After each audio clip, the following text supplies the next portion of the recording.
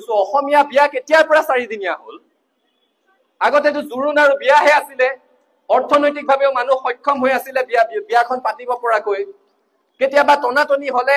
দিনবাৰ নিমিলিলে আৰ্থিক সক্ষমতা চাই একেদিনাই আগবেলা জোৰোণ ৰাতিলৈ বিয়া হৈছিলে এতিয়া দেখাক দেখি মেহেন্দি বুলি এটা দিন সংগীত বুলি এটা দিন বিয়াৰ নামত দুটা দিন অৰ্থনৈতিকভাৱে আমি জাতিটোৱে সেইটো বহন কৰিব পাৰিছো নেকি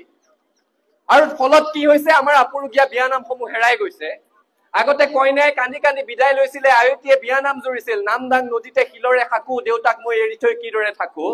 এতিয়া কইনাই বিদায় ল'ব আৰম্ভ কৰিছে বন্নোৰে বন্নো মেৰি চলি সসুৰা লাখিও মে পানী দে গয়া কৰ পৰা কলৈ গৈ আছো জাতিটোৱে কথা বহাগত পাতিব লাগিব আৰু সৰ্বোপৰি বিহু আমাৰ সংগ্ৰামী চেতনাৰ প্ৰতীক বিহুৱে অসমত কি দেখা নাই বিহুৱে আহোম সাম্ৰাজ্যৰ উত্থান দেখিছে মানৰ আক্ৰমণো দেখিছে ব্ৰিটিছৰ কাৰ্যকালত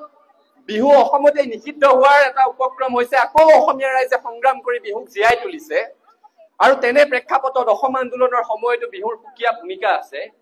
সেয়েহে বিহুৰ বতৰতে জাতিটোৰ পৰা আশীৰ্বাদ বিচাৰিছো মূল্য বৃদ্ধিৰ পৰা অবৈধ বিদেশীৰ প্ৰব্ৰজনলৈ বৃহৎ নদী বান্ধৰ পৰা সাংবিধানিক সুৰক্ষা কৱচ সংৰক্ষিত কৰালৈকে দেধাৰ সমস্যাৰে আমাক জাতিটোক আৱৰি আছে এই ক্ষেত্ৰত ৰাইজৰ অভিভাৱকত্বত ছাত্ৰ সন্থাই সংগ্ৰাম অব্যাহত ৰাখিব বিচাৰিছো আৰু এই ঐতিহাসিক জজ খেলপথাৰৰ বাকৰিৰ পৰা